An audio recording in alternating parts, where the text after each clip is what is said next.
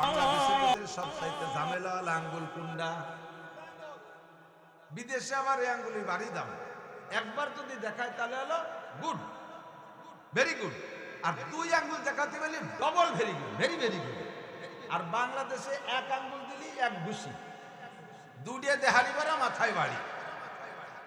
বাংলাদেশে বুড়ো আঙ্গুলির তর্জমা হলো অন্য কিছু, বলা যাবে না, ঠিক না?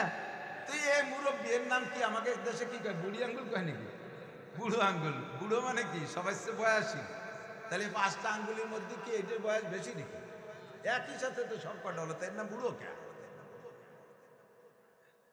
এটা খাটো, বুড়ো হয়ে খাটো হয়ে গেছে।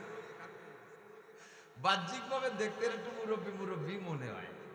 আর যত মুরব্বীর মধ্যে ঝামেলা, এর মধ্যে ঝামেলা। বুড়ো আঙ্গুল দেয়ালি চলবো না, মাথা এক পাশটা ধরলেন, হুজুরে বুড়োটারে ধরলেন, এক নম্বরটা ফাদ দেখুন না ফিহা, হাতের মধ্যে পাঁচটা গুনিয়ে দিয়ে বললেন এক নম্বরে এইটার ভিতরে ঝামেলা। এইটার মধ্যে বুড়োটা বাংলাদেশের তর্জমায় আমার মনে হয় হুজুর কইছে, এই বুড়োটার মধ্যে ঝামেলা, বিপদ এইটার ভিতরে। হুজুর বলেন ইত্তাকিল মাহারেম। এক নম্বর হলো তুমি যত প্রকার হারাম কাজ আছে ছাড়িয়া দাও।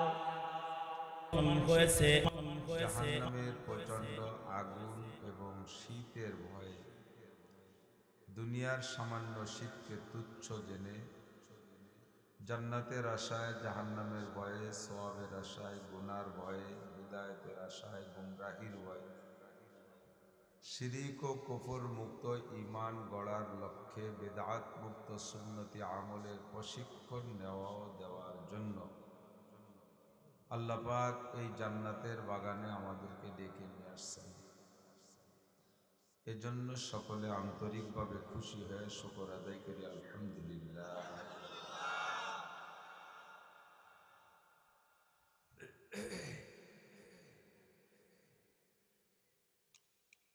আরবিতে একটা প্রবাদ আছে, লিকুল্লি ফান্নিন রিজাল।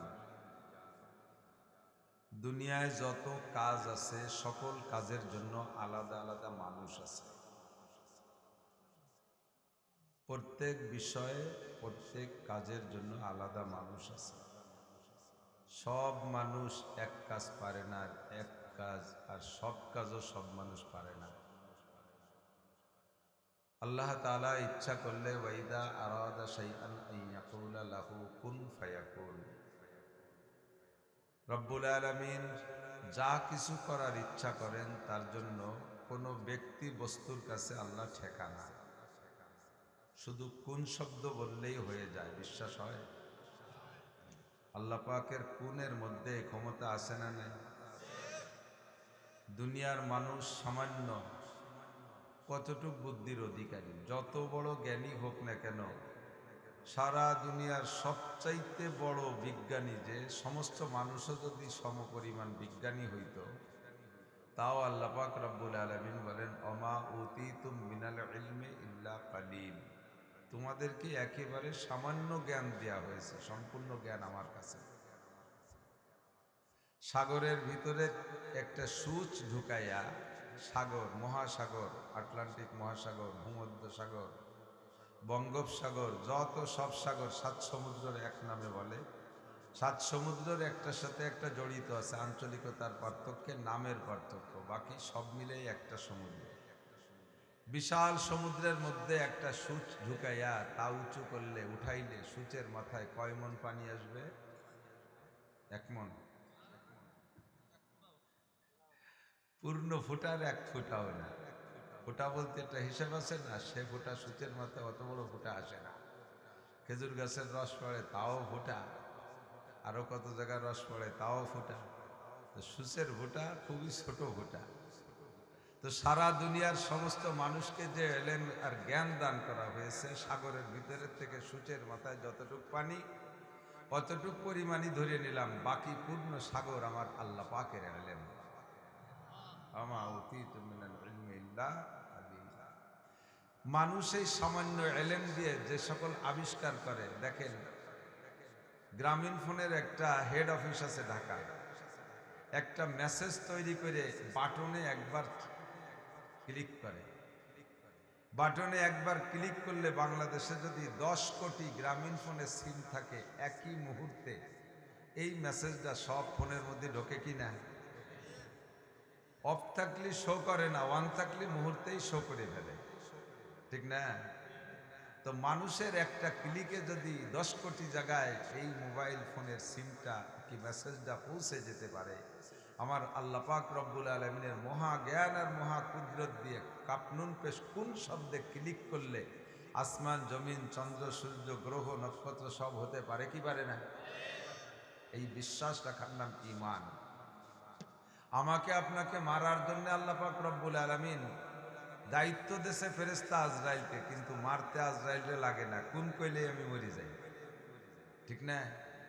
তো যে আল্লাহ পাক রব্বুল আলামিনের কাপনুন পেশকুন মাত্র 2 হরফের একটা শব্দ, এটা অ্যাটমিক শক্তি বললে গুনাহ হবে। অ্যাটমিক শক্তি তো আল্লাহ পাক রব্বুল আলামিনের দেওয়া সামান্য শক্তি। তো এই কাপনুন পেশকুন শব্দ দিয়ে আল্লাহ তাআলা দুনিয়ার সব কিছু করতে পারেন, অথচ আল্লাহ তাআলা ফেরেশতা ব্যবহার করেন লক্ষ লক্ষ কোটি কোটি। ফেরেশতা আছে না নাই? আপনাদের বিশ্বাস কি আছে? ফেরেশতা আছে। আমার আপনার বডি পাহারা দেওয়ার জন্য আল্লাহ তাআলা 360টি জয়েন্টে 360 জন ফেরেশতা রাখছে। এই ফেরেশতা লাগে আমাকে পালন পোষণ করতে, আল্লাহর আমাকে লালন পালন করতে কি আল্লাহর এই 360টি ফেরেশতা লাগে? আল্লাহ তাআলা ব্যবহার করেন, আল্লাহ তাআলা ব্যবহার করেন মানুষের ইহতিরাম ও সম্মানের জন্য। আমাদের ঈমানে মুফাসসালের ভিতরে একটা অংশ আছে না, ওয়া মালাইকাতিহি, এটা ঈমানের অঙ্গ যে ফেরেশতাদেরকে বিশ্বাস করা ফরজ, তা নাহলে আপনার ঈমান থাকবে না। আমার 2টা চোখ পাহারা দিতে 2টা ফেরেশতা ব্যবহার করে, 2টা নাকের ছিদ্র পাহারা দিতে 2টা ফেরেশতা ব্যবহার করে, কানের 2টা ছিদ্র সেভ করতে আল্লাহ তাআলা 2টা ফেরেশতা ব্যবহার করে। মানুষের চোখের পুতুলি, এই যে চোখের পুতুলি না, এর এই যে চোখের পর্দার সামনে যে পাতলা ভুরু না, এই পাতলা ভুরুর গোড়ায় 2 চোখে 1600 পোকা আছে। 1600 পোকা, 800 800 1600। এই 1600 পোকা দিয়ে আল্লাহ তাআলা আমাকে আপনাকে হেফাজত করতেছে। মানুষ যখন ঘুমিয়ে যায় তখন চোখের ভিতর থেকে মাথার ভিতর দিয়ে চোখ হইয়া এক প্রকারের ময়লা আসে, যে ময়লাগুলো বিষাক্ত, এগুলো যদি চোখের ভিতরে থেকে যায় সকালবেলা উঠে আপনি চোখ দিয়ে কিছু দেখবেন না। এই চোখের ভিতর থেকে বের হয়ে আসা ময়লা পরিষ্কার করার জন্য আল্লাহ তাআলা 2 চোখে 1600 পোকা সেট করে রাখছে। পোকাগুলো আবার দেখতে এত বিশ্রী, যদি মূল বডি দেখতেন তাহলে চোখ খুশি ফেলতেন, যেমন পোকা চোখে রাখা ঠিক হবে না, খালি খালি চোখই ফেলাই দিই। গাছের ভিতরে পায়খানার ভিতরে পোকা আছে না, ওই রকম তার বডি কোয়ালিটি, অনুবীক্ষণ যন্ত্র দিয়ে দেখলে দেখা যায়। এই বিশ্রী 1600 পোকা দিয়ে আল্লাহ তাআলা আপনার 2টা চোখে হেফাজত করে, এরা রাত ভর চোখের থেকে বেরিয়ে আসা ময়লা খায়। আবার ওই 1600 পোকার খাদ্যের জন্য জগতে আর কোনো খাবার নাই, ওকে বিরিয়ানি দিলে খাতে পারে না, পোলাও দিলে খাতে পারে না, পায়েস রান্না করে দিলে খাতে পারে না, ওকে কোনো মিষ্টি ভান্ডা দিলে খায় না, ওরা চোখের ময়লা খাইয়ে বেঁচে থাকে। প্রত্যেকটা মানুষের 2 চোখ থেকে এ পরিমাণ ময়লা প্রত্যেক দিন বের হয় যে 1600 প্রকার খাদ্যের ব্যবস্থা সেখান থেকে হয়ে যায়। ওমা মিন দাব্বাতিন ফিল আরদি ইল্লা আলাল্লাহি রিজকুহা। জগতে যত প্রাণী আছে সকল প্রাণী রুচিসম্মত খাদ্য পরিবেশন করতে পারে কে, এবং সকলকে করেও থাকেন কে? আমি আপনি জানি না, তাদের খাদ্যের ব্যবস্থাও কে করে? আল্লাহই করে। আল্লাহই বলেন, শুধু আল্লাহ বললে হবে না, আল্লাহই করে, তার মানে আর কেউ করে না, ঠিক কি না? তো আল্লাহ পাক রব্বুল আলামিন কোন শব্দ দিয়ে সব করে ফেলতে পারেন, এত ফেরেশতা ব্যবহার করেন কেন? এটা আল্লাহ পাক রব্বুল আলামিনের নিজাম, এটা আল্লাহর শৃঙ্খলা। সমস্ত মানুষকে মারার জন্য আজরাইল ফেরেশতা ধার্য করেছেন, বার্তা বহন করার জন্য আল্লাহর পক্ষ থেকে নবীদের কাছে সংবাদ বহনের জন্য জিবরিল আলাইহিস সালামকে ব্যবহার করেছেন, খাদ্য পরিবেশন খাদ্য উৎপাদনের জন্য আল্লাহ তাআলা মিকাইল আলাইহিস সালামকে সৃষ্টি করেছেন, আর দুনিয়াকে ধ্বংস করার জন্য আল্লাহ তাআলা ইসরাফিল আলাইহিস সালামকে ব্যবহার করতেছেন। একেই বলা হয় লিকুল্লি ফান্নিন রিজাল, প্রত্যেক বিষয়ে আলাদা আলাদা দায়িত্বশীল ব্যক্তি আছে, যাকে যে কাজে দায়িত্ব দেওয়া হয়েছে সে সেই কাজই করে। মানব কুলের ভিতরে দেখেন বহু কাজ, একজোড়া জুতা, যার যার জুতা যদি তার বানায় ব্যবহার করা লাগতো চামড়া দিয়ে, তাহলে কয় মিয়া জুতো ব্যবহার করতে পারতেন কম? এক জোড়া জুতা যদি আমার চামড়া দিয়ে বা চামড়া খুলিয়ে, গরুর চামড়া গায়ের থেকে চামড়া খুলিয়ে তাই যে জুতো বানানোর পর্যন্ত আমার মেহনত করা লাগতো, তাহলে এক জোড়া জুতোর দাম পড়তো কি পরিমাণ। আল্লাহু আকবার। প্রত্যেক কাজের লোক আলাদা। প্রেসিডেন্টে যদি বলা হতো যে আপনার সম্মান বাড়ায় জুতায়, আপনার জুতো জোড়া আপনি বানায় ব্যবহার করেন, পারবে কোনোদিনও? তাহলে ওই কোনো মতে কাঠে টায়ার বাড়াইয়া তাই দিয়ে খড়ম বানায় ভাই দিয়ে ঘুরে বেড়ানো লাগতো, অত ডাটের জুতো ব্যবহার করা লাগতো না। আল্লাহ চামড়া খুলবে একজন গরুর গাছ থেকে, রিফাইন করবে আর একজন, ঠিক না? চামড়াটাকে আবার আরো সুন্দর করবে আর একজন, জুতা বানাইবে আর একজন, ওটা কিনে নেবে আর একজন, তারপরে নিয়ে ব্যবসা করবে আর একজন। 3-4 প্রকারের ব্যবসার পরে আসবে পাবলিকের হাতে, কাস্টমারের হাতে, ভোক্তাদের হাতে, তারপরে ব্যবহার করে আমার সম্মান বাড়বে। প্রত্যেক কাজের জন্য আল্লাহ তাআলা লোক আলাদা আলাদা করে সৃষ্টি করে রাখছে। আল্লাহ আপনাদের এই হিসাব নিকাশ ঘরে যাবেন, কখনো এটা বুঝতে হবে, জ্ঞানীর পরিচয় দেবে। বুড়ো বুড়ো হয়ে গেছেন, স্টেজের এখানে পুটপুট করলে একটা কথাও কত বলা সম্ভব না। বলিয়ে দেখেন কতক্ষণ বলা যায়। বড় বড় নেতাকে স্টেজ দেই মাঝে মাঝে, রাজনীতি ওয়াজ করতে আসে আমাদের মাহফিলের নির্বাচনের আগে যথেষ্ট মাহফিলের নেতারা আছে, মাইক ধরে শুরু হবে কি দিয়ে টের পায় না। আগে বিসমিল্লাহির রহমানির রহিম করে, পরে আউযুবিল্লাহ, এরপরে সালাম দেয়, এরপরে শুরু করলে তা থামবে কোন জায়গায় সেই স্পিড ব্রেকারের দ্বারা যে টের পায় না, খালি কাজে কাজেই কই আবার বলে একটু শুরু করে। মাইকের সামনে আসলে রস্য হইয়া একেবারে তাতা কড়ইতে পানি দিলে যেমন সেট করে শুয়ে যাবে, রুচু হয়ে যায়। একটু ব্যতিক্রম বলি আর কথার লাইন নষ্ট হয়ে যাবে, আর আসবে না কথা। টাকা পয়সা কালেকশন করছেন, ঘরে যে হিসাব করবেন। আল্লাহ উলামায়ে কিরামকে আল্লাহ পাক রব্বুল আলামিন বিভিন্ন কাজের ভিতরে বন্টন করে রাখছে। একদল উলামায়ে কিরাম হাদিস পড়াবে। আমার উস্তাদ হযরত মাওলানা আব্দুল মুক্তাদির সাহেব রাহমাতুল্লাহ আলাইহি গহরডাঙ্গা মাদ্রাসা শাইখুল হাদিস। আমরা পড়েছি মুসলিম শরীফ। মুসলিম শরীফ 30 পারা, কোরআন শরীফের মতো মুসলিম শরীফও 30 পারা, বুখারী শরীফও 30 পারা, আবু দাউদ শরীফ 32 পারা, এভাবে পারা বন্টন আছে। তো আমার মুসলিম শরীফ আমার হুজুর মুসলিম শরীফ একাই 30 পারা পড়াইতেন, আর সব কিতাব ভাগ করা ছিল। পড়াইতে পড়াইতে মনে হয় 40 বছর পড়াইতে পড়াইতে মুসলিম শরীফ মুখস্থ হয়ে গেছে। ওনাকে বলা হতো গহরডাঙ্গা মাদ্রাসার চলতি লাইব্রেরি, যে কোনো কিতাবের থেকে বললে বরিশালে হুজুর বলতে পারতেন। এ যুগের আল্লামা আনোয়ার শাহ কাশমী বহুত বড় আলেম ছিলেন। কিতাব যখন পড়াইতেন হাদিস মুখস্থ, সব কিতাবের তাকরির হাওলা সহ সুন্দর বলতেন। কিন্তু 5 জন মানুষ পাবলিক সামনে করে যদি ওয়াজে উঠাই দেওয়া হতো, হুজুরকে আমি আলহামদুলিল্লাহ ভুলিয়ে যাইছি, শোনা কিছু করতে পারি না। পাবলিক দেখলে আমি সব কোরআন হাদিস ভুলে যাই। আবার আমাদের মতো মূর্খ মানুষ, লেখা জানি না পড়া জানি না, লাখ লাখ মানুষকে সামনে বসায় দিলে আল্লাহর রহমতে 1.5-2 ঘন্টা সর্বশ্রেণীর মানুষকে বসায় রাখতে পারে। এই জন্য আল্লাহ তাআলা এটা ভিন্ন যোগ্যতা দান করেন। কেউ রেদে হাদিস পড়াচ্ছে, কেউ রেদে মুহতামিমি করাচ্ছে, কেউ রেদে নুরানি পড়াচ্ছে, কেউ রেদে হেফজ পড়াচ্ছে, কেউ রেদে আল্লাহ তাআলা লেখাচ্ছে। সুন্দর বড় বড় আজিবুস শান বই লিখে বেলাইছে, ধর্মীয় বইগুলো, অথচ সেই লোকটা 10 মিনিট মানুষের সঙ্গে কথা বলতে পারে না। তার বই পড়ে আমরা ঘন্টার পর ঘন্টা ওয়াজ করতে পারি, অথচ আমরা এক লাইনও লিখতে পারি না। আর গুলেরা রঙ্গ বইয়ে দেগারাজ, প্রত্যেক ফুলের রঙ ও ঘেরান আলাদা। এবার যারা বয়ান করতেছে এক একজনের এক এক ধাস, কেউ কান্নাকাটির বয়ান করে, কেউ সুন্দর সুন্দর মাসআলা মাসাইল বলে, সুর নাই তাল নাই, হাওলা দিয়ে আরিফ বিন হাবিব, কিভাবে আল্লাহ তাআলা তার জীবন্ত কম্পিউটার বানাইছে, সমস্ত হাদিসের হাওলা, পৃষ্ঠা, হাদিস নম্বর সব বলতে পারে। আমি 30 বছর হাদিস পড়াইতে পারি না। সুন্দর সুন্দর বয়ান করে। হাবিজুর রহমানকে আল্লাহ তাআলা কণ্ঠ দিয়েছে সুন্দর। ইলিয়াসুর রহমান জিয়াদিরি আল্লাহ তাআলা এক কৌশল দিয়েছে, সে কান্দে কেটে এক রেড়ই ফড়ই নেই, মা কয়ে কান্দে দিলে সবাই কান্দে। আমি মারলিও কেউ কান্দে না। আমার রজে শুরুটা করে দেই এইসব আইছি দেয়, তা কি আর এ আল্লাহ তাআলা এক একজনকে এক এক হার গুলেরা রঙ্গ বুয়ে দেগারাজ, প্রত্যেক ফুলের রঙ ও ঘ্রাণ আলাদা। আমরা বয়ান যে যেটুক করি যার যার বুঝ নিয়ে করি, প্রত্যেকের এক একটা ফিকির থাকে যে আমি এই বিষয়টা উম্মতকে বুঝাবো। আমাকে আল্লাহ তাআলা হাদিস ক্লাসের ময়দান থেকে এখানে নিয়ে আসছে, একেবারে ছুটি আসি নাই। আমি বছরে 6 মাস হাদিস পড়াই, তাফসীর পড়াই মাদ্রাসা। মাহফিল যখন ভরপুর শুরু হয়ে যায়, তখন মাদ্রাসার কিতাব পড়ানোর নিয়ম হলো, যা আজকে পড়াবো তা গত রাত্রে সম্পূর্ণ নিজের আগে পড়তে হবে। তাকে আরবিতে বলে মুতালা। মুরব্বীরা বলেন মুতালা ছাড়া ক্লাসে যাবা না, একটা লাইনও আগে না দেখে ক্লাসে যাবা না। আমাদের আগে পড়া লাগে। যদি দিনে 2 ঘন্টা পড়াই, রাতের বেলা 6 ঘন্টা নিজের পড়া লাগে। এখন এই মাহফিলের সময় পারি না পড়তে, নিজেও সময় পাই না বিদায় আমি এই সময় পড়াই না। আমার পড়ানোটা আমি আগেই পড়াই না। আল্লাহ পাক সেখান থেকে আমাকে নিয়ে আসছেন। যখন আমি মাঠে আসছি তখন আমার ফিকির হলো উম্মতের চাহিদা কি, উম্মতের জরুরত কি। কান্নাই জরুরত না। একটা কান্নার কিস্সা কইলাম, সবাই কান্না কেটে চলে গেলেন, নিতে পারলেন কি? কান্নার কিস্সাটা আপনি নামাজের মধ্যে পড়লে নামাজ হবে না। সুন্দর একটা হাসি আনন্দের গল্প কইলাম, এটা দিয়ে আপনার নামাজ পড়লে নামাজ হবে না। আপনাকে দরকার কি, আপনার দৈনন্দিন প্রয়োজন কি, সমাজে কি প্রয়োজন, এই বিষয়গুলো ওলামায়ে কিরাম ভাবিয়ে চিনতে যার যার বুঝ মতে সে ততটুকু বোঝানোর চেষ্টা করে।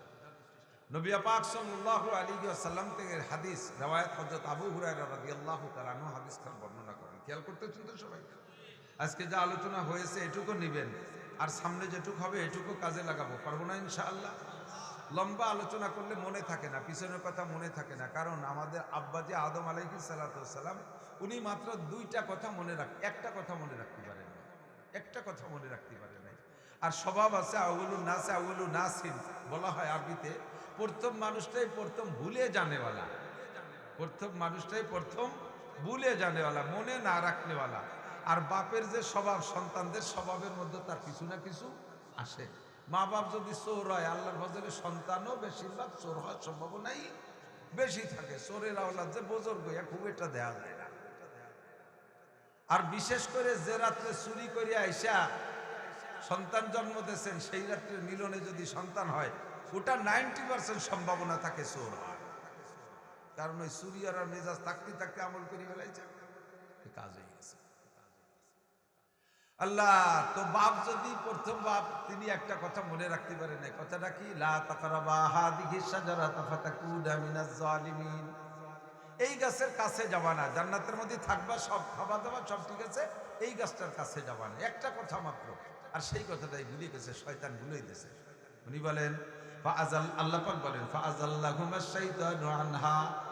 আল্লাহ পাক শয়তানে ওই দুইজনকে ওই কথাটা ভুলই দিয়ে এমন প্ররোচনা করে ধোঁকা দিছে যে সেই গাছের কাছে শুধু যায় নাই, গাছের ফলও খেয়ে গেছে। তা আমরা সেই বাপের সন্তান, পিছনের কথা মনে না থাকাটাই স্বাভাবিক। লম্বা বয়ান হলে মনে থাকে না, এই জন্য হাতে গোনা হিসেব করে কথা কয়টা নিয়ে যাবো। রাজি আছেন তো ইনশাআল্লাহ? মনে থাকবে তো ইনশাআল্লাহ? আল্লাহ সবাইকে মনে রাখার তৌফিক দান করে, বলেন আমিন। হযরত আবু হুরায়রা রাদিয়াল্লাহু তাআলা আনহু মুসলমান হয়েছেন নবী হিজরত করে মদিনায় যাওয়ার পরে। তাহলে মাদানী জিন্দেগীর সাহাবী হযরত আবু হুরায়রা। আর শুরুতে যারা ইসলাম গ্রহণ করছে মক্কায় থাকতে, তার ভিতরে আবু বকর, ওমর, ওসমান, আলী, সকল জলিলুল কদর বড় বড় সাহাবারা আছেন। কিন্তু শেষকালে এসে আবু হুরায়রাকে আল্লাহ তাআলা এই কাজের জন্যই বাছাই করেছেন।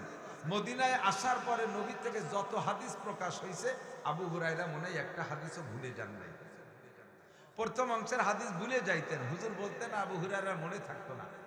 তো একদিন হুজুর বললেন, এই কে কার কাছে কি আছে? চাদর আছে, চাদর বিছাও, চাদর বিছাও। আমি আজকে যার চাদরের মধ্যে ফুক দেব, থুক মারবো, ওই চাদরটা বুকের সাথে জড়াই নিলে ওই লোকটা বাকি জিন্দেগিতে আর কোনো কথা ভুলবে না। বলার সাথে সাথে আবু হুরায়রা সামনে তার গার চাদরটা বিছিয়ে দিয়েছে। আর নবী আলাইহিস সালাতু ওয়াস সালাম একটু থুক মারছেন, একটু ফু দিছে, আবু হুরায়রা বুকের সাথে জড়িয়ে ধরছেন, গায়ে জড়াই নিয়েছেন। সেই দিন থেকে যা বলছেন নবী আলাইহিস সালাতু ওয়াস সালামের জীবনের শেষ পর্যন্ত একটা কথা আবু হুরায়রা বলে নাই। এই জন্য হযরত আবু বকর, ওমরের চাইতে, সব সাহাবার চাইতে হযরত আবু হুরায়রা রাদিয়াল্লাহু তাআলা হাদিস বর্ণনা করেন। আজকের মজলিসেও সাহাবায়ে কিরাম বসা, হুজুর আলাইহিস সালাতু ওয়াস সালাম বলতেছেন, মাইয়াকুযু মিন্নি খামসা খিসাল। আমি 5টা কথা বলবো, 5টা যোগ্যতার কথা। কে নিবা আমার থেকে 5টা কথা? কে আমার থেকে এই 5টা কথা শুনে 5টা যোগ্যতা অর্জন করবা? মাইয়াকুযু মিন্নি খামসা খিসাল ফায়ামালু বিহিন্না। এই 5টা কথার পর সে আমল করবা। আও ইউআল্লিমু মাইয়ামালু বিহিন্না, অথবা নিজে আমল করবা তো করবা, অথবা অন্য কেউ শিখাই দিবা, তারা শুনে তোমার কথার পর আমল করবে। আমিও আপনাদেরকে এই কথাগুলো বলি, 5টা কথা, মেলা কথা না। কয়টা? মস্ক করেন কয়টা? 5টা কথা, অনেক কথা না, 5টা কথা মনে রাখবেন, নিজে আমল করার চেষ্টা করবেন। সাহাবায়ে কেরামদের স্বভাব ছিল সামিনা ওয়া আতানা, যতটুক শুনবো ততটুক আমল করব।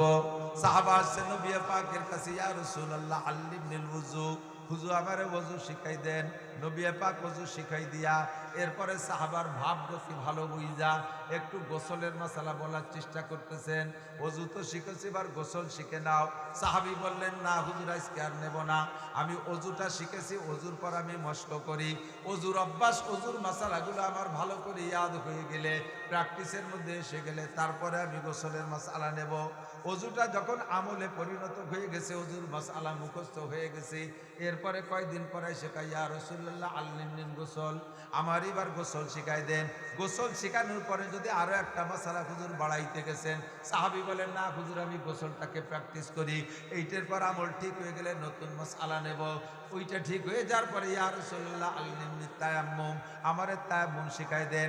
তায়াম্মুমের মাসালার পর আমল ঠিক হয়ে গেলে আল্লিমনি সালাত, আমারে নামাজ শিখাই দেন। আল্লিমনি তিলাওয়াত, আমারে তিলাওয়াত শিখাই দেন। আল্লিমনিল কুনুত, আমারে দোয়ায় কুনুত শিখাই দেন। আল্লিমনি তাশাহুদ, আমারে তাশাহুদ শিখাই দেন। যেটা শিখতে আসছেন ওইটা শিখছেন, আর ওইটার পর যখন আমলে পরিণত হয়ে গেছে, অভ্যাস ঠিক হয়ে গেছে, তারপরে নতুন মাসালা শিখতে আসছি। আর আমাদের স্বভাব হুজুর এক রাত্রে সব বলে দেন, ইনশাআল্লাহ আমরা একটা আমল করার নিয়ত নাই। রাতভর পড়ান, শুনতে ভালো লাগতেছে, যুক্তি আছে, হাসি আছে, আনন্দ আছে, কান্না আছে, বলতেই থাকেন। আমরা গতবার এগুলো আমল করি না, ইনশাআল্লাহ আজও আমল করবো না, খালি খালি কম শুনবো। এই অভ্যাসের কারণে আমাদের উন্নতি অগ্রগতি নাই। আজকের পাঁচটা কথা মনে থাকবে তো ইনশাআল্লাহ? নেবেন তো ইনশাআল্লাহ? আমল করা যাবে তো? আমি নিজে আমল করতে পারি না, এই জন্য ভয় লাগে। নবী পাক বা আল্লাহ পাক নিজে নিষেধ করেছেন, লিমা তাকুলুনা মা লা তাফআলুন, তুমি যে কথাটা আমল করো না, ওই কথাটা তুমি বলো কেন?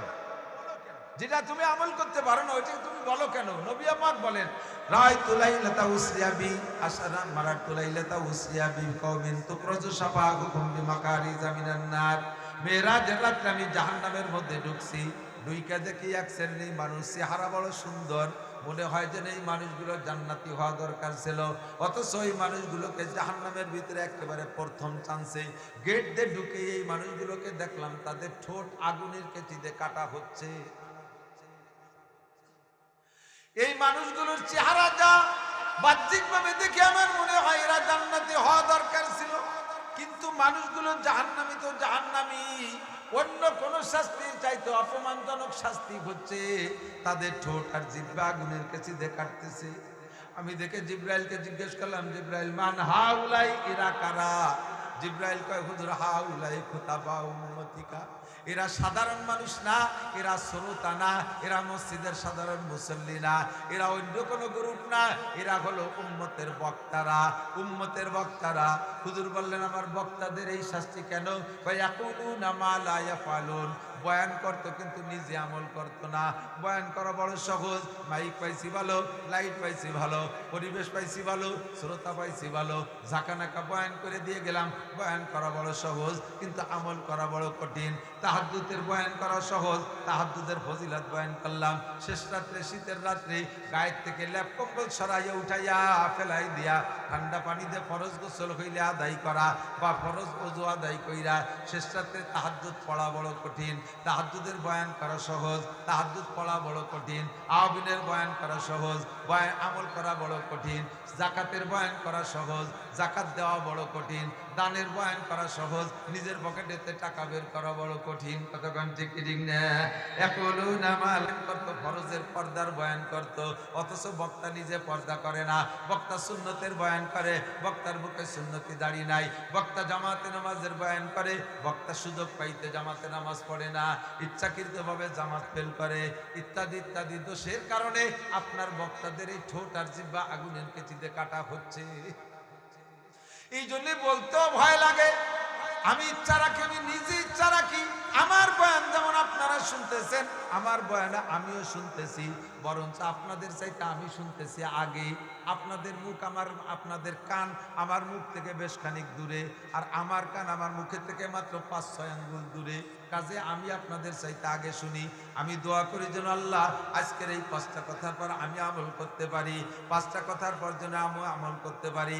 আপনারা কি নিয়ত করতে পারেন? ইনশাআল্লাহ আমল করবই।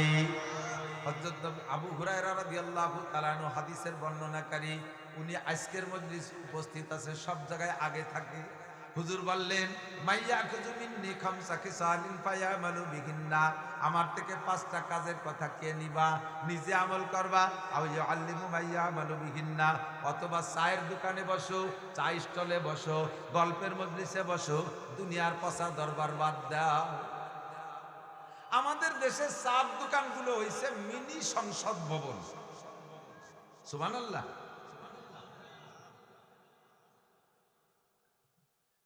ইফারেতে আমরা চার দোকানে বসে যা দড়ি দরবার করে পাঠাই দেয়, শেখ হাসিনা সেই অনুযায়ী দেশ চালায়। মনে হয় যে এরকম এত বুদ্ধি দেয়, অথচ ওই বুদ্ধি আগে তো ফেরি পার হয়ে যাওয়া লাগতো, এখন তো ব্রিজ হয়েছে, তবুও ব্রিজ টোলের আগে শেষ, ও বুদ্ধি উপার যায় না। চার দোকানে বসে ভাও গল্প না করে আজকের 5টা কথা আলোচনা করা যাবে তো ইনশাআল্লাহ। নবী বলতেছেন, ইয়াল্লিমু মাইয়ামালু বিহিন্না, নিজে আমল করবে অথবা অন্যকে শিখাবে, তারা কথাগুলোর পর শুনে আমল করবে। লাভ কি শুনে নেনে দিক তাকান। আমি বয়ান করি, আমি নিজে আমল করার নিয়ত রাখি, পাশাপাশি আদালুল খায়রে কাফাইলিহি, সৎ কাজের পরস্পর সৎ কাজের পথ দেখাইলে ওই দেখানো পথ অনুযায়ী যেই লোকগুলো আমল করবে, তারা আমল করে যে নেকি পাবে, পথ দেখানোওয়ালা সমপরিমাণ নেকি পাইবে।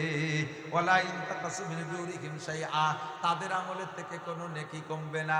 আপনি আপনার আরেকজনকে পথ দেখাইলেন, সে আমল করলো, ওই লোক আমল করে যে নেকি পাবে, আপনি পথ দেখানোওয়ালা, আপনি সেই নেকি পেয়ে যাবেন, অথচ তার একটা নেকিও কমবে না। কন্যা সুবহানাল্লাহ। আরেকটা কথা ভাগে বলে নেই, রমজান মাস আসতেছে তো, আর মাত্র 2 মাস 4 দিন পরে, আজকে 26-27 রজব, জমাদার সানি চলে গেল, আর 3-4 দিন পরে রজবের চাঁদ উঠবে। রজব শাবান 2 মাস পরে রোজা আসতেছে, রাখবো তো ইনশাআল্লাহ রোজা? রোজার সাথে বলেন রাখবোই ইনশাআল্লাহ। রমজান পাইলে ইনশাআল্লাহ, সুস্থ থাকলে ইনশাআল্লাহ, বাড়ি থাকলে। মুসাফিরের জন্য রোজা ফরজ না, আর অসুস্থ রুগ্ন যার রোগের কারণে জান নাশের ভয় থাকে, জীবন নাশের ভয় থাকে, এর জন্য রোজা ফরজ না। আর মুসাফিরের জন্য রোজা ফরজ না, আর যে রোজার আগে মরে গেল তার জন্যও ফরজ না। একজন আমারে জিজ্ঞেস করছে, হুজুর আকিকার গোশত কে খাতি পারবে না? আকিকা করে না, আকিকার গোশত কে খাইতে পারবে না? তা আমি বললাম যে আকিকার গোশত মরা মানসি খাতি পারবে না। কথা কর না কেন? আকিকার গোশ তাহলে তাজা যারা আছে, যার আকিকা সেও খাতি পারবে, তার মা বাবাও খাতি পারবে, কোনো বাধা নাই, ধনী গরিব সবাই পাবে। তাহলে এক কথায় সেটি দিতে হবে না? ও জিজ্ঞেস করছে আকিকার গোশ কে খাতি পারবে না? খালি মরা মানসি খাতি পারবে না। রমজানের রোজা রাখবো, রমজান পর্যন্ত বেঁচে থাকলে, মরে গেলে তো রাখা লাগবে না। তাহলে ইনশাআল্লাহ শব্দটা সম্পর্ক হায়াতের সাথে। ইনশাআল্লাহ যদি হায়াত পাই, ইনশাআল্লাহ যদি সুস্থ থাকি, ইনশাআল্লাহ যদি রমজান পাই, হ্যাঁ, তাহলে রোজা রাখবো, রোজা রাখবো। ঠিক আছে? রমজান মাসে রোজা রাইখা আপনি রোজা রাখছেন, আপনার তো আল্লাহ তাআলা ভরপুর নেকি দিবে। এবার আপনারা যদি কোনো ব্যক্তি দাওয়াত দেয় ইফতার করার, যদি কোনো ব্যক্তি ইফতার করায়, হাদিসে আসছে কোনো ব্যক্তি কোনো ব্যক্তিকে যদি ইফতার করায়, তাহলে ওই লোকটা রোজা রেখে যে নেকি পাইছে, ইফতার করানেওয়ালা সমপরিমাণ নেকি পেয়ে যায়। এই ভয়ে রমজান মাসে অনেকেই রোজা রাখে আর একবারই ইফতারির দাওয়াত খাতি চায় না।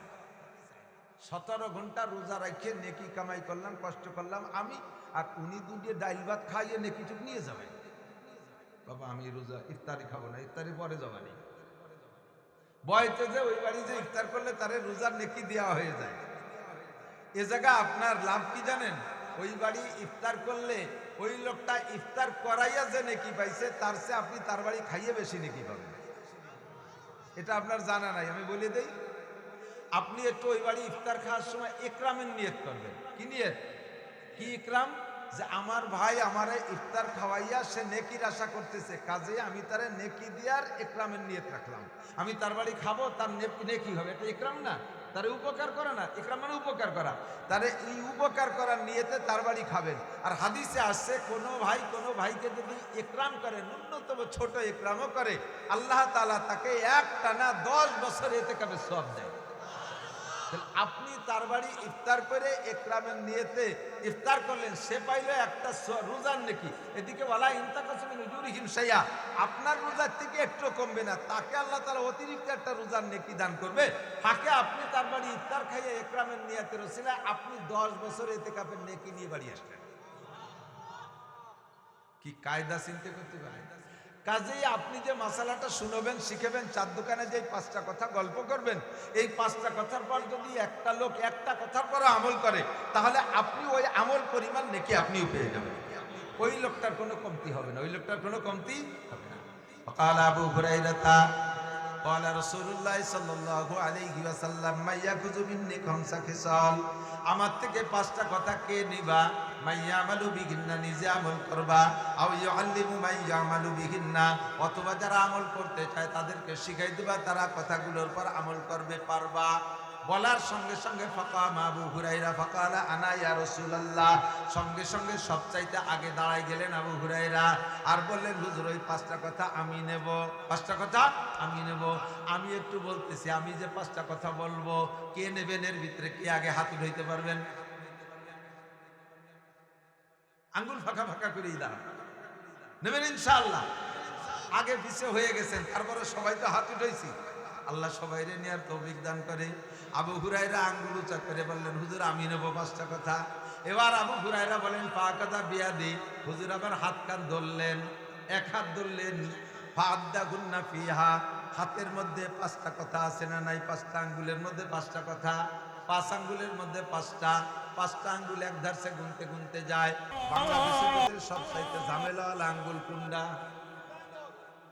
বিদেশে আবার এই আঙ্গুলি ভারী দাম। একবার যদি দেখায় তাহলে হলো গুড, ভেরি গুড, আর 2 আঙ্গুল দেখাতে পারলে double very good, very very good. আর বাংলাদেশে 1 আঙ্গুল দিলি 1 ঘুষি, 2 দেহালি বাড়া মাথায় বাড়ি।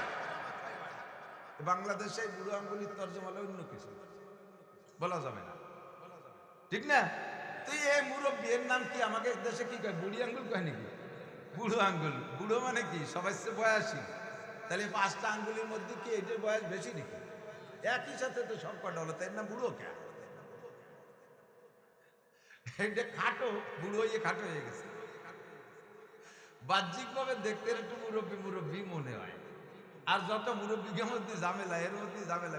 বুড়ো আঙ্গুল দেয়ালি চলবো না, মাথা এক পাশে ধরলেন, হুজুরে বুড়োটারে ধরলেন 1 নম্বরটা, ফাআদ্দা গুন্না ফিহা, হাতের মধ্যে 5টা গুনে দিয়ে বললেন 1 নম্বরে এইটার ভিতরে ঝামেলা, এইটার মধ্যে বুড়োটা বাংলাদেশের তর্জমায় আমার মনে হয় হুজুর কইছে, এই বুড়োটার মধ্যে ঝামেলা, বিপদ এইটার ভিতরে। হুজুর বলেন ইত্তাকিল মাহারেম, 1 নম্বর হলো তুমি যত প্রকার হারাম কাজ আছে ছাড়িয়া দাও, যত প্রকার হারাম কাজ আছে ছেড়ে দাও। ইত্তাকিল মাহারেম, কি হবা তুমি? তাকুন আবাদান নাস, তাহলে তুমি হবা সবচাইতে বড় আবেদ, সবচেয়ে বড় বুজুর্গ, সবচেয়ে বড় ইবাদত গুজার। আল্লাহু আকবার। কথা ছোট, কাজ মেলা বড়। শিক্ষিত মহল যারা, তারা আমারে সহযোগিতা করবেন। লেখাপড়া যারা করছেন, পরীক্ষা নিরীক্ষা জীবনে 2-4টা পরীক্ষা দিয়েছেন, তারা জব দিতে পারবেন। পরীক্ষার পারচায়, পরীক্ষার প্রশ্নপত্রে প্রশ্নগুলো সিরিয়াল ধরে লেখা থাকে। দেখবেন যেই প্রশ্নটা, প্রশ্নের বডি ছোট, প্রশ্নের বডি ছোট, ওর উত্তর কিন্তু, অ্যান্সার কিন্তু বড় হয়। কতক্ষণ? প্রশ্ন যদি ছোট হয়, অ্যান্সার, যেমন আমি বলে দেই, ছোট্ট 2 কথার মধ্যে প্রশ্ন, একটা প্রশ্ন, পুরো বইতে যাহা কিছু আছে সব লিখিয়া দাও। 1 লাইনই প্রশ্ন শেষ না, লিখতে 6 মাস লাগবে। আর প্রশ্ন যদি বড় হয়, উত্তর ছোট হয়। বই রে বই ছাপাই দিয়ে বললো, এই বইতে যাহা আছে সত্য না মিথ্যা? সত্য লিখে দিয়ে, এটা ঠিক দিয়ে তুলে গেল, ঠিক না? প্রশ্ন যদি ছোট হয়, অ্যান্সার বড় হয়। আল্লাহ নবী বলেন নাই, বেশি বেশি নামাজ পড়ো সবচেয়ে বড় আবেদ হবা, বেশি বেশি তিলাওয়াত করো সবচেয়ে বড় আবেদ হবা। বেশি বেশি তাহাজ্জুদ পড়ো, বেশি বেশি তাবলীগে যাও, বারবার হজে যাও, বছরে বছরে হজে যাও, বছরে 2 বার উমরায় যাও, ডেলি 10 ঘন্টা জিকির করো, বছরে 5 বার সরমুনায় যাও, বছরে 3টে 4টে চিল্লা দাও, তাহলে সবচেয়ে বড় আবেদ হবা। আল্লাহ নবী এ কথা বলেন নাই, নবী বলছেন মারাত্মক একটা কথা, ছোট্ট কথা, ইত্তাকিল মাহারেম, যত হারাম কাজ আছে এগুলো ছেড়ে দাও, তাকুন আবাদান নাস, তাহলে হবা তুমি সবচাইতে বড় আবেদ, সবচেয়ে বড় আল্লাহ ওয়ালা, সবচেয়ে বড় বুজুর্গ হইবা। এ বন্ধু আমার, যুবক, নেকির কাজ করা সহজ, গুনার অভ্যাস থাকলে ছাড়া বড় কঠিন। কতক্ষণ নেকির কাজ করা সহজ, নামাজ পড়ার অভ্যাস নাই, হাত ধরে টাইনে মসজিদে নিয়ে গেলাম, অজু গোসল আছে না আছে, সাথে সাথে কয়টা সিজদা যে চলে আসলা, অথবা লুঙ্গি মুঙ্গি পাল্টাইয়া কাপড় চোপড় পাল্টাই মসজিদে নিয়ে গেলাম, নামাজ পড়া সহজ। কোরআন পড়তে জানতে না, 2 মাস ধরে শিখাই দিলাম, পড়া সহজ। জিকির করতে করার অভ্যাস নাই, সাথে নিয়ে টাইনে বসাইয়া মাইক দিয়ে বসাই দিলাম, জিকির করা সহজ। দান করার অভ্যাস নাই, পকেটে টাকা আছে, ফুলাই ফেলায় পাম্পটি দিয়ে 2-5 হাজার টাকা বের করে নিতে পারি, ইয়াও দেয়া সহজ।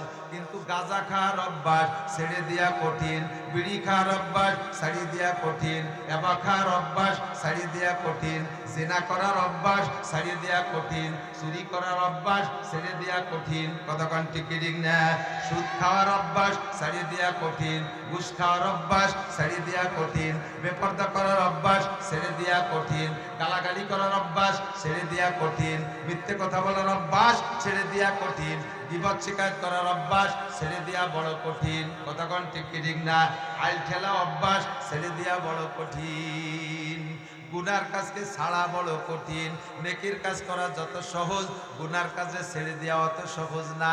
এই জন্যই নবী বলেন, ইত্তাকিল মাহারিমা তাকুন আবাদান নাস, যত প্রকার হারাম কাজ আছে ছেড়ে দাও, তাহলে তুমি হবে সবচাইতে বড় আবেদ। আল্লাহ পাকও বলেন, বান্দা ইন তাজতানিবু কাবাইরা মা তুনহাউনা আনহু। এবার বন্ধুরে আমার দিক তাকান, গুনাহ কিসের মধ্যে আছে এটা আমার আপনারে বলে দেওয়া লাগবে না। প্রত্যেকের সিনার মধ্যে একটা মুক্তি আছে, প্রত্যেকের সিনার মধ্যে একটা মুক্তি আছে। বিবেকের চাইতে বড় আদালত নাই। মাঝে মাঝে বিভিন্ন জায়গায় লেখা দেখি, তোমার বিবেক হলো সবচাইতে বড় আদালত, সবচাইতে বড় বিচার, সবচাইতে বড় বিচারক তোমার বিবেক। প্রত্যেককে আল্লাহ তাআলা যারা সাবালেক, যারা পাগল মাতাল না, যারা জন্মসূত্রে বোকা না, মোটামুটি জ্ঞান বুদ্ধি আছে, এর প্রত্যেকের ভিতরে আল্লাহ একটা বিবেক দেছে। ওই বিবেকেই বলে দেয় কোনটা জায়েজ আর কোনটা না জায়েজ। আমি মাঝে মাঝে উদাহরণে বলি, আমার সবই তো আপনাদের কাছে আছে, উদাহরণে মাঝে মাঝে বলি, এই যে প্রেসার মাপা যন্ত্র আছে না, প্রেসার মাপা যন্ত্র, এখানে বাহুতে বাজুতে মানে ডানার সাথে বাহুতে বেঁধে দিয়ে ওই বেল্টটা লাগাই দিয়ে থেকে 2টে পাইপ বেরোয়, একটা পাইপের মাথায় একটা ঘড়ি আছে না, আর একটা পাইপের মাথায় একটা হাওয়া দান পাম্পার, এখানে লাগাই দিয়া এরপরে হাওয়া দিতে থাকে, দিতে দিতে যখন ফুল টাইট হয়, যত হাওয়া দেয় তখন ঘড়ির মধ্যে একটা কাঁটা আছে দেখেন উপর দিকে উঠতে থাকে, এক পর্যায়ে যাইয়া আর হাওয়া খায় না, আর ওই কাঁটাটার উপরে উঠতে পারে না, এখানে ফেটে যাওয়ার মতো টাইট হয়ে যায়। এরপরে চাবি লুজ দেয়, চাবি লুজ দিলে কি করে, ওই কাঁটাটা সরে চলে আসে এদিকে, ফস করে খুব দ্রুত চলে আসে। যতক্ষণ পর্যন্ত দ্রুত আসে অতক্ষণ পর্যন্ত প্রেসারের হিসাব না। যে জায়গায় খোট খায়, প্রথম খটকা হাই প্রেসার, দ্বিতীয় ছেড়ে দেওয়ার পরে যেখানে যায় সেটা হলো লো হিসাব। এই হাই আর লোর হিসাব করে কাঁটাটা যে জায়গা থেকে বাড়ি খায় সেই জায়গা, ঠিক না? যতক্ষণ ফস করে শরীর চলে আসে অতক্ষণের মধ্যে হিসাব নাই যে প্রেসার হাই না লো, ঠিক কি ঠিক না? সেম কোয়ালিটি, আপনাকে বলা লাগবে না। ব্যবসা করতেছেন কোন জায়গার মধ্যে হালাল করে যাচ্ছেন, কোনোদিন আপনার মনের মধ্যে খটকা আসে নাই। একটা জায়গার মাল কিনতে যে মনের মধ্যে ধাক্কা লাগছে, এবার আপনি মনে কইতেছেন যে এই কথাটা একটু হুজুরের কাছে শুনে নেই, মুফতি সাহেবের কাছে জানিয়ে নেই। না, আপনার জানা লাগবে না। যে জায়গা আপনার বাড়ি খাইছে ওই জায়গার মধ্যে আপনার হারাম আছে, ওইটা আপনার জানার দরকার নেই। আপনার প্রেসারের কাটায় বাড়ি লাগছে, ওই মাল আপনি কিনেন না। এই জায়গার টাকা দেব কি দেব না, কত জায়গা টাকা দিয়েছেন, কোনো জায়গা আপনার মনের মধ্যে ধাক্কা খাই নাই। একটা জায়গা টাকা দিতে যে মনের মধ্যে বাড়ি খাইছে, দেখি ইমাম সাহেবের কিছু শুনে নেই, আর শোনা লাগবে না। আপনার মন মুক্তিতে ফতোয়া দিয়ে দিয়েছে, আপনারে ধাক্কা লাগাইছে মানে ওই জায়গার সামনে বাড়া যাবে না। ইত্তাকিল মাহারিম ইনতাজতানিবু কাবাইর। হে বন্ধু, যদি তুমি কবিরা গুনাহ ছেড়ে দিতে পারো নিষিদ্ধ কাজের ভিতরে আল্লাহ দুইটা ভাগ করছে, কবিরা আর সগীরা। বলেন কবিরা আর সগীরা। কবিরা গুনাহগুলো ছেড়ে দেওয়ার দায়িত্ব আমাকে দিয়েছে, আর সগীরা গুনাহগুলো আল্লাহ পাক নিজের দায়িত্বে নিয়ে এনেছি। আল্লাহ কয় বান্দা কবিরা গুনাহগুলো তুমি ছেড়ে দাও। ইচ্ছা করে কবিরা গুনাহ তোমার ছাড়তে হবে। সগীরা গুনাহ যদি মনের অজান্তে যে কোনোভাবে হয়ে যায়, ইচ্ছাকৃতভাবে যদি সগীরা গুনাহ হয়ে যায়, আমি আল্লাহ পাক রব্বুল আলামিন সগীরা গুনার দায়িত্ব নিলাম। ওগুলো থেকে তওবা করা লাগবে না। বিনা তওবায় সগীরা গুনাহ মাফ, বিনা তওবায় সগীরা গুনাহ মাফ, বিনা তওবায় সগীরা গুনাহ মাফ। আল্লাহ একেবারে কি খালি খালি মাফ করে দিবা? আল্লাহকে একেবারেও খালি খালি মাফ করব না। ওর জন্য একটা সিস্টেম রাখছি, আকিমিস সালাতা তারাফাইন নাহারি ওয়া যুলাফাম মিনাল লাইল ইন্নাল হাসানাতি ইউযহিবনাস সাইয়্যাত যালিকা যিকরা লিয-যাকিরিন। আমার দিক তাকান দোস্ত, 5 ওয়াক্ত নামাজ ফরজ দৈনন্দিন। 5 ওয়াক্ত নামাজ আমি হাতের মধ্যে দেখায় থাকি। হাতের 5টা আঙ্গুলকে স্বাধীনভাবে ফাঁকা করলে এমন একটা ফাঁকা হয়, ঠিক না? সব আঙ্গুলের মাঝখানে কি একই সাইজের ফাঁকা? এইটা বুড়ি আঙ্গুল, এইটা শাহাদত আঙ্গুল, মাঝখানে মাঝারি ফাঁকা। এরপরে আসর মাগরিব ঈশা, এই মাঝখানে ছোট ছোট ফাঁকা। এইটা ঈশার পরে আবার এইটা যদি ফজর হয়, এইটা যদি ঈশা, এইটা যদি ফজর হয়, তাহলে ঈশা থেকে ফজর পর্যন্ত সারা রাতের একটা লম্বা ফাঁকা, ঠিক না? ফজর জোহর মাঝারি ফাঁকা, আসর মাগরিব ঈশা ছোট ছোট ফাঁকা, ঈশার পরে সারা রাতের একটা ফাঁকা ফজর পর্যন্ত। 5 ওয়াক্ত নামাজের মাঝখানে যত সগীরা গুনাহ আপনার ইচ্ছায় বা অনিচ্ছায় হয়ে যায়, আল্লাহ পাক বলেন ইন্নাল হাসানাতি ইউযহিবনাস সাইয়্যাত। এই 5 ওয়াক্ত নামাজের সমস্ত সগীরা গুনাহগুলোকে খেয়ে ফেলে। একটা সগীরা গুনাহ 5 ওয়াক্ত যারা নামাজ পড়ে তাদের আমলনামায় কোনো সগীরা গুনাহ থাকে না। হাদিসে আছে আল্লাহ নবী বলেন, হে আমার প্রাণপ্রিয় মুসলমান বাপ ও ভাইয়েরা, পর্দার আড়ালের মা ও বোনেরা, যদি কোনো ব্যক্তির বাড়ির সামনে একটা নদী থাকে, একটা পুকুর থাকে, ওই লোকটা যদি প্রত্যেক দিন ওই পুকুর বা নদীতে 5 বার গোসল করে, 5 বার গোসল করে, তাহলে তার গায়ে কি হালকা পাতলা কোনো ময়লা থাকে? কোনো শক্ত যদি ময়লা হয়, না পাক শক্ত ময়লা হয়, ওইটারে সাবান দেওয়ার খুশাই দিয়ে ডইলে উঠানো লাগে। বাকি আলগা ময়লা যত আছে 5 ওয়াক্ত গোসল করলে তার আমল, তার গায়ে একটা ময়লাও থাকে না, ঠিক না? কিন্তু শক্ত ময়লারে উঠাইতে আবার শুধু পানিতে ডুবলি হবে না, ও জায়গায় একটু ডলা ঘষা লাগে কি লাগে না?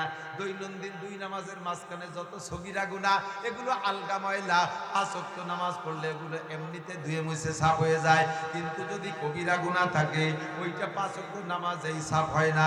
ওর জন্য লাগবে আপনার তওবা, খাস তওবা করতে হবে, অন্তর থেকে তওবা। আল্লাহ পাক রব্বুল আলামিন বলেন, ইজা জাআ নাসরুল্লাহি ওয়াল ফাতহ ওয়া রাআইতান নাসা ইয়াদখুলুনা ফি দীনিল্লাহি আফওয়াজা ফাসাব্বিহ বিহামদি রাব্বিকা ওয়াস্তাগফিরহু ইন্নাহু কানা তাওয়াবা। যত বড় কবিরা গুনাহ হোক না কেন, যত বড় কবিরা গুনাহ হোক না কেন, সমস্ত কবিরা গুনাহ আল্লাহ তাআলা অন্তর থেকে বান্দা যদি তওবা করে, আস্তাগফিরুল্লাহ পড়ে, সমস্ত কবিরা গুনাহ আল্লাহ মাফ করে। ইদাফ লাহুল আযাবু ইয়াওমাল কিয়ামাতি ওয়া ইয়াখলুদ ফীহি মুহানা ইল্লা মান তাবা ওয়া আমানা ওয়া আমিলা আমালান সালিহা ফাউলাইকা ইউবাদদিলুল্লাহু সাইয়্যাতিহিম হাসানাত। অন্তর থেকে খালেস তওবা করে যদি বান্দা, আর তওবার পরে ওই গুনাহ যদি কোনোদিন না করে, তওবার পরে ওই গুনাহ যদি কোনোদিন না করে, এরপরে নেক আমল করার চেষ্টা করে, আল্লাহ পাক বলেন গুনাহ, বিগত জীবনে যত গুনাহ করেছো সমস্ত গুনাহগুলোকে আল্লাহ তাআলা নেকি দ্বারা পাল্টাইয়া আমলনামা ভরপুর করে দেয়। তওবা করলে লাভ, বিগত জীবনে সব গুনাহ নেকি হয়ে যায়। কন্যা সুবহানাল্লাহ। শর্ত হলো কবিরা গুনাহ থেকে বাঁচতে হলে লাগবে তওবা, আর সগীরা গুনাহ ইবাদতের মাধ্যমে শেষ হয়ে যায়। এবার আল্লাহ পাক বলেন কবিরা গুনার দায়িত্ব তোমার। কবিরা গুনাহ আমি অনেকবার বলেছি, কিন্তু বান্দা আমরা শুধু শুনি, খেয়াল করি না। একটু অন্তর থেকে আজকে একটু আলাদা খেয়ালে বসেন, যে কবিরা গুনাহগুলো আমরা করে থাকি আজকে থেকে আর করব না, একটু প্রতিজ্ঞা করা যাবে ইনশাআল্লাহ? যাবে। সবচেয়ে বড় আবেদ হবেন, সবচেয়ে বড় আবেদ হবেন, সবচেয়ে বড় জিনা হবে, সবচেয়ে বড় হবে। আরে আমাকে মুরব্বীরা কয়, তারে সোর হলিও বড় দাওয়াতি হবে। ডাকাতনীয় বড়টা হতে হবে, তাহলে আবেদনীয় বড় আবেদ হইতে হবে। সহজ পদ্ধতি, শুধুমাত্র গুনাহগুলো ছেড়ে দাও। গুনাহগুলো সিরিয়াল জানেন, মাথায় মাথায় এক নম্বরে একেবারে আকবারুল কাবায়ের সবচেয়ে বড় তিনটের নাম আমি টপ টপ করে করে ছাড়ি দিই, ইউটিউবের মধ্যে আমার আছে, কিন্তু দুইটা গুনাহ নিয়ে একটু বেশি আলোচনা করবো নিয়ে আসছি। এক নম্বরে হলো সবচেয়ে বড় কবিরা গুনাহ শিরিক। সবচেয়ে বড় কবিরা গুনাহ কি? শিরিক। শিরিক মানে কি জানেন? জীবন ভরে শিরিক বলি, কিন্তু শিরিকটা ভালো করে বুঝি না।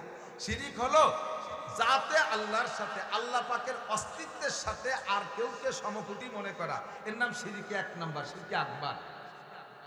আল্লাহ তো আল্লাহই, সাথে কি আল্লাহর সমকক্ষ আর কেউ আছে? আছে আর কেউ? মারিয়াম কি আল্লাহর স্ত্রী? ঈসা আলাইহিস সালাম আল্লাহর ছেলে? উজাইর আলাইহিস সালাম কি আল্লাহর ছেলে? উজাইর আলাইহিস সালামের স্ত্রী আল্লাহ, মা আল্লাহর স্ত্রী। ক্বালাতিল ইয়াহুদু উযাইরুন ইবনুল্লাহ, ক্বালাতিল ইয়াহুদ, এই ইসরায়েলি পাল্টি নেতানিয়াহুর গোষ্ঠী, এরা কয় উজাইর আলাইহিস সালাম আল্লাহর স্ত্রী। আল্লাহ উজাইর আলাইহিস সালামের মায়ের সাথে যৌন আচরণ করে গর্ভধারণ করাইয়া যে বাচ্চাটা পয়দা দিয়েছে তার নাম উজাইর। সবাই বলেন না নাউজুবিল্লাহ? এখানে তো ভিতরে আগুন জ্বলে যাওয়ার কথা, বলেন নাউজুবিল্লাহ। আমরা এই দুঃখেই ইহুদিদেরকে কাফের জানি, কথা বলেন ঠিক ঠিক না? মুশরিক, এক নাম্বার মুশরিক। মুশরিক কখনো বিজয় হতে পারে? এই যুদ্ধে মুশরিকরা বিজয় হতে পারবে? কি বিশ্বাস পারবে? মুসলমান বিজয় হবে ইনশাআল্লাহ।